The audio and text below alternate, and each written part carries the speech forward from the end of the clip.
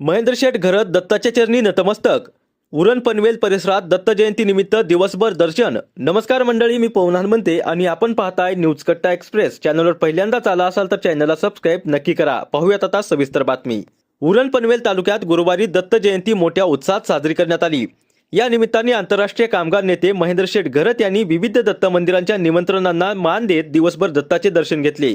गव्हाण, बामणडोंगरी, मोरावे, पाटणोली, ओवळे, पारगाव दापोली, चिरनेर, उरण आदी ठिकाणी त्यांनी दत्ताच्या चरणी नतमस्तक होत सर्व समाज सुखाने गुण्यागोविंदाने राहावो अशी मनपूर्वक प्रार्थना केली. लांगेश्वर येथे गोंधळी परिवाराने तर गव्हाण येथे देशमुख मराठा समाज दत्त मंदिर व्यवस्थापनाने महेंद्र शेठ घरत यांचा यथोचित सन्मान केलाय. परिसरातील अनेक दत्त मंदिरांमध्ये भजन, कीर्तन, पूजा अर्चा आणि महाप्रसादाचे आयोजन करण्यात आले होते. भाविक भक्त रांगेत उभे राहून दर्शन घेत होते. आंतरराष्ट्रीय कामगार नेते महेंद्र शेठ घरत यांनी दत्ताच्या चरणी नतमस्तक होऊन प्रार्थना करताना गोरगरिबांचे प्रश्न सुटावेत, अन्यायाला वाचा फुटावी, समाजाच्या मदतीला त्वरित धावून जाण्याचे धैर्य आणि सामर्थ्य लाभावे अशी मनोकामना व्यक्त केली. कामगारांसाठी योग्य तो न्याय मिळवून देणे असो, खेळ, सामाजिक किंवा धार्मिक सांस्कृतिक कार्यक्रम असो, महेंद्र शेठ घरत यांचा सदैव खारीचा वाटा राहिलाय.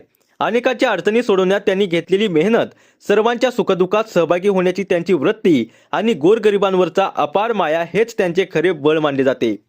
गोरगरिबांचे असंख्य आशीर्वाद लाभलेले सर्वसामान्य जनतेतून उभा राहिलेला नेता असावा तर असा महेंद्र शेठ जसा.